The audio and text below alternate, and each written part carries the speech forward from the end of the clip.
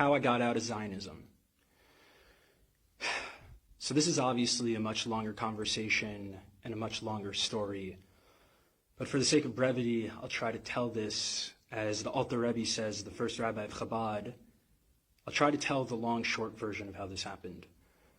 So in 2018, when I was 20 years old, I was studying in Jerusalem in an all-male religious nationalist seminary. And obviously I grew up very Zionist. And while I was there, I started having questions about the entire population that existed beyond these walls. And as part of my program, there were individuals who were doing this interesting program where folks actually met Palestinians and heard some of their perspectives. And for me, I had heard some good things about that program, and some of the things that they were saying were interesting and appealing, so I decided to go to that program.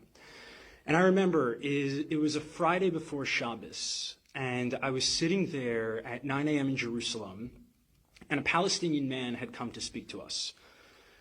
And he was describing how he had to get up at 4:30 a.m. to make it to Jerusalem at 9 a.m. Even though he lived in Ramallah, which is only like 7 miles away. So obviously my brain goes, well, that doesn't make any sense. Surely it shouldn't take you more than 4 hours to go 7 miles.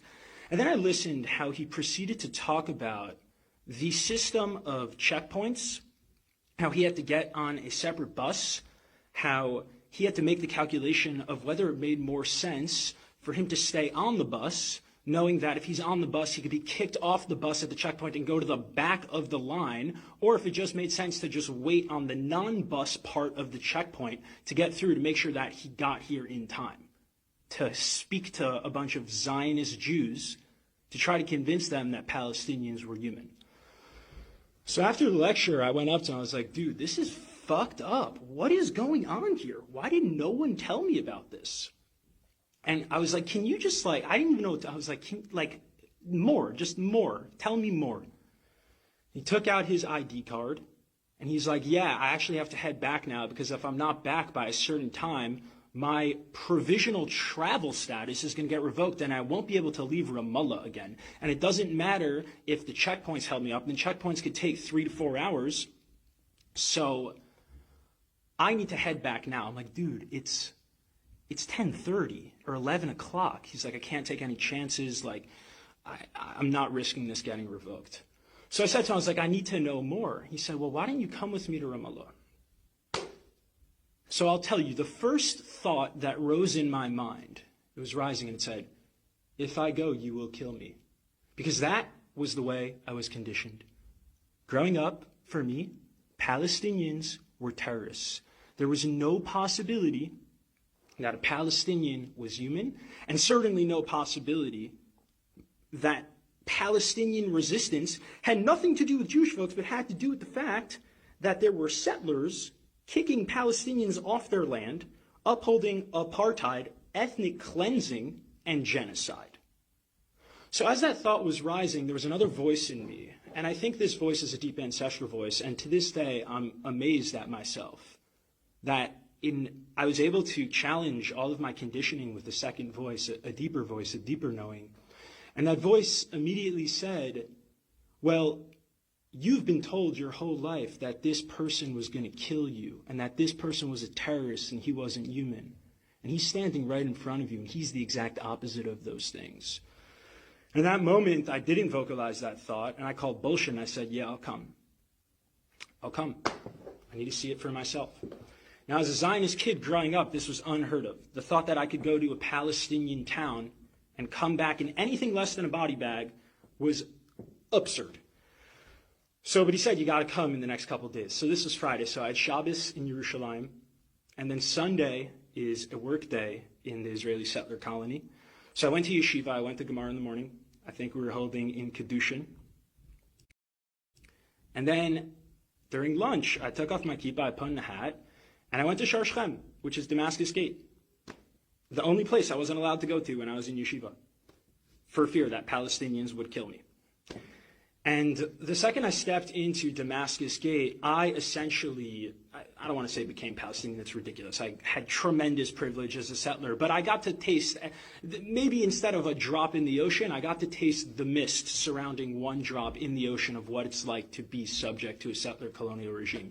And I got on a Palestinian bus, and for me, I was like, well, this is interesting that it's a completely different busing system, but even more than that, it's like I, all of a sudden, was with the people who were supposed to kill me, and in fact, the very opposite happened, where when I was on a Palestinian bus, all of a sudden my sense of identity and belonging started to become Palestinian in terms of my sense of where my safety lies, and my sense of threat immediately became, holy shit, I'm on a Palestinian bus, I am being read as Palestinian in a fucking genocidal settler colony. I am about to go through an hour and a half of military checkpoints in knowing that this occupying army can do whatever they want to me, and the only protection I have is an American passport, which is way more than any Palestinian has, and I was still terrified.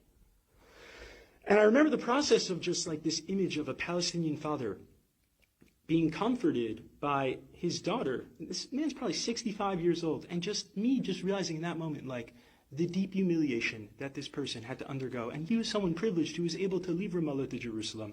And I remember just going through the Columbia checkpoint, IDF soldiers coming on, harassing us. And I remember going into the Columbia checkpoint and being on the inside of the wall and seeing the beautiful graffiti and seeing that there was a graffiti of someone, a kid with a slingshot. And my Jewish brain at the time said, wow, this is amazing. The Quran and the Torah are so similar. They also have an image of King David with a slingshot. And then after that, the bus kept going, and the slingshot was pointed at an IDF soldier. And that's when it started to crumble for me, where I said, wait a second, who's who here? Who's David and who's Goliath? These are the same rocks that my ancestors used to resist oppression. And now these rocks of Palestine are being used by Palestinians to resist oppression too. And we have become our worst nightmare. I remember sitting in a bar in Ramallah. Sorry, the Israeli security apparatus, I don't remember who it was, but if you could find him for me, that'd be lovely, because I dearly miss him and he changed my life. I remember sitting in bar in Ramallah, and this person just explaining to me, this beautiful Palestinian human just explaining to me, being so patient with me, speaking to a Zionist settler, speaking to me and just saying, like, dude, like, most people here have never seen Jerusalem. I'm like, what are you talking about? It's literally right there. It's like you have to be a male and 65 or older, or women 55 or older, or you need to have someone sponsor you for a work permit, but the only way they can sponsor you, there has to be an Israeli, and how the fuck is an Israeli going to sponsor you if they don't even know you exist because you're behind the wall? Again, maybe the regulations have changed. This was my experience 5 years ago. It's probably gotten worse. And I remember him saying to me, he says, Shlomo, what would you do?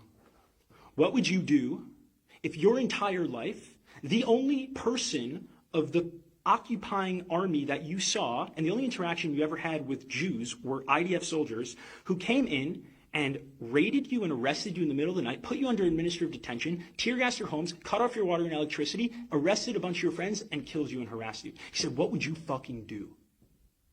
And I said, if you don't think that I would resist with every single fiber in my being, as long as I was alive, to liberate myself from this colonial hell, you are out of your fucking mind. I said, how dare you even ask me what I would do? I said, do you know my ancestry? Do you know who I come from? Do you know that my lineage? My grandfather survived Auschwitz. Reb Shimon Bar Yochai, Hanukkah. You think I wouldn't fight back? That was after 6 hours. Can you imagine what 18 years, what 30 years does to the psyche of someone like that? And y'all sit here and get confused with Palestinian resistance? Are you kidding me? All that shows me is that A, you have no idea what the settler colony of Israel is, and B, it's disrespectful. You're disrespecting yourself. Because you're telling me that if you were in that position, you wouldn't fight back. And you would willingly die. And that tells me that if I was in Auschwitz with you, and we were in the bunkers, you wouldn't resist our Nazi captors. And that is someone I don't trust. So let's fucking get it together and start telling the truth, and take this seriously. Let's fucking free Palestine for all people. For all people. Everyone on the land.